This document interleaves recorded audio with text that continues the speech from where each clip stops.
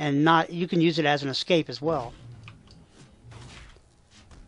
And you'll be able to gain health. It may allow you to drop back into the team fight, or it may allow you to get the hell out of there with surviving. It just depends on what the priorities are at that particular moment in the game. Sometimes if, like, you're in a team fight and you're losing it badly, and you know that if you drop back in it, you're going to die, you get the hell out of there. And you don't worry about it. So, if my health goes low here, I'll show you how this works. Now with this god, I'm kind of lazy in terms of, well, not lazy. I'm not as lazy in terms of mana consumption with this god. I prefer to just go ahead and use 2 primary abilities to get the hell in, get the hell out. Alright, I see he's low. Oh, he got him. You go, girl. I missed because she's, well, a robot, and she's now... Let's see if my health can go down, then I'll show you how this ult works.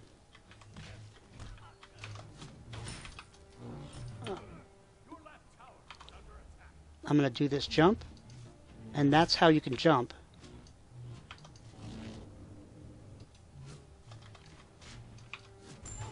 That's how you can jump around using that.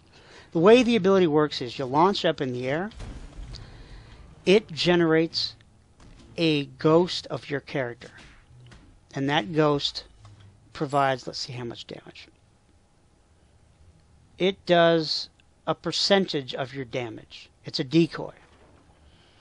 And what it does is it distracts the enemy. And some may actually think, I'm out of here. Some may actually think that that's the real you. Those players who are very familiar with the game, they'll know better. He's coming at me. Come at me, bro. Come at me, bro. So they'll fall for the decoy, which was what its original intention was. And then you're up there healing, and you can drop down.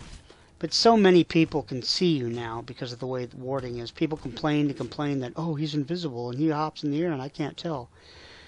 Well, again, when everybody whined like babies, they nerfed him, and so that just happens. See how that slow really helps there? And I right-click cancel, basic attack, and kill him. But that slow is very useful. 1 followed by the 2. And then you can engage with auto attacks. So you poke, you hit the 2, so you damage and slow, and then you can engage with those auto attacks. And that works pretty well. Now there's some players that play this god epically. And you can watch them. You know, I'm just a noob talking to noobs, so it's not a problem. But it's still kind of fun to just get that down. The 1, the 2, the auto attacks. And that's one of the reasons I don't use as much mana. Is because I'm not spamming the 4. I'm not spamming the 1 and the 2. And their mana costs aren't bad. They reduced mana cost on the 2. And that's why I again highlighted over the, or put points into it faster than I do the 3. Because I'm not using my 3 to do damage. I'm just using it as an escape. Because the cooldown on the other 2 is so low. Now see what the cooldown here is 17 seconds or 18 seconds. That's a long time. So I prefer to use the abilities that cool down faster, the 1 and the 2.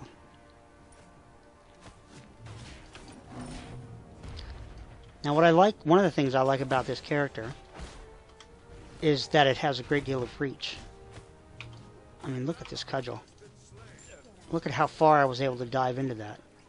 Okay, now I'm going to do something with the ult. See, my decoy will go, and I'm going to let him chase her down. And then I'm going to drop in and do damage to the tower. So what the deal is she will not come back. Her health was so low she ran away, but basically the deal was that she might be fool enough to chase down that decoy and attack that decoy while I'm in there doing other work. I sit up there, I heal, and then I can drop down within a certain radius and get some things done. So I've got quite a bit of gold. Yeah, once you finish the boots on this character, he can, you know, he can really sustain. I'm not exactly sure. Well, the mana cost, they lowered the mana cost. I'm going right into Hide of the Urchin because I don't want to get squished and I want to be able to gank more effectively. Alright, so let's go to the 3. Let's travel up the road here. Let's see if we can impact this little dude a little bit before he runs away because his health is so low. I don't think I'll hit him if I poke right now. I'm just going to wait till my 3 is up and then I'm going to attack him with the 1-2 combo. I'm going to go in front of him. Cancel. 2, 1 this time. There. I changed my strategy because of how low his health was. So I wanted to just go ahead and give that a shot. Now here, I'm going to poke and get some minion damage in. Because I want these little boogers to be able to... now watch here. When I do my 2, I'm behind the line, but it still reaches through. And I'm going to bail because it's Chang'e. Now I'm going to go ahead and counter jungle here and steal their speed buff. Although again, with this character, I'm not so worried about the speed buff because I have the 3. I can poke with the 3, or escape and move around the map quickly with the 3. I don't need... That was very opportunistic. That was really a good situation. Okay, so I'm just going to keep bashing and see this character... He can do some damage. His 2 does not suck up a ton of mana, and I really like that. And that's why it. No, there's an annoying little. Whoa, there you go. I'm out of here, baby. That's what that. That's how I use that particular ability. I don't. In the middle of a team fight, the complexity of the 3 modes confuses me, frankly. I am not the sharpest tool in the shed when it comes to some of this complex stuff.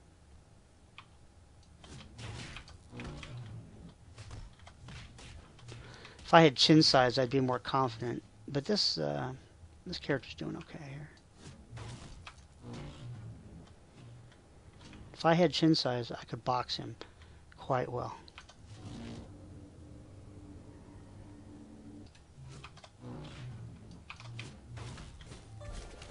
Wow. I'm up. See, they're shooting at the bad guy, and I'm going to run. So their characters were fooled partially by that decoy. That's what it's for. And they aggroed on it, allowed me to heal and escape. So, and I'm kind of playing this as if I was playing against real people. Because it helps develop better habits. But it's much, much more forgiving, so I don't get as frustrated. But I think the reduced mana cost on this character really does make him more viable on his 2. His 2 is a really good tool for a team fight, for inflicting auto attack damage. I'm very pleased with how that kit works. So, I'm glad to see that buff. I hope they actually buff him a little more, perhaps. Maybe his heal again. Well, his heal used to be completely overpowered, as the kids say. But I like it. I like it just the way it was. And they nerfed it. They do that kind of thing. Now, in this one, I'm probably going to invest in some... I don't know if I'll invest in crit, but I will invest in penetration again.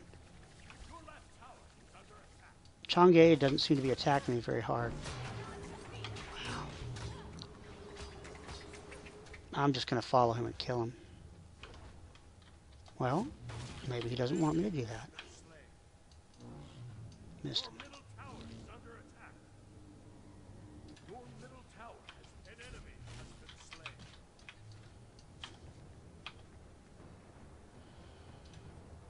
And then again, I've got Jotun, so my cooldown's not too bad.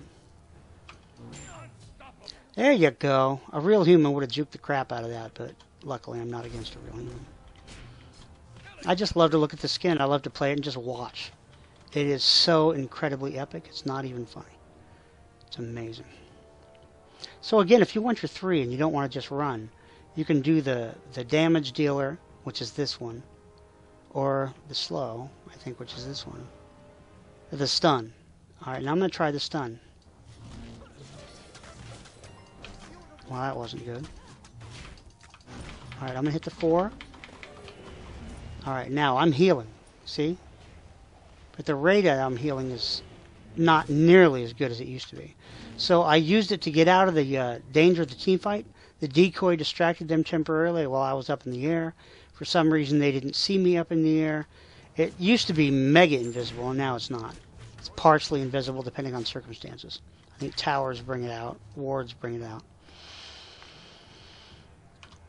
But it's a great way to escape or re-engage if you need to. Sometimes you can drop it, and because you can jump out of it, you just go pop the 4, stay up for a second, and then bam, go out.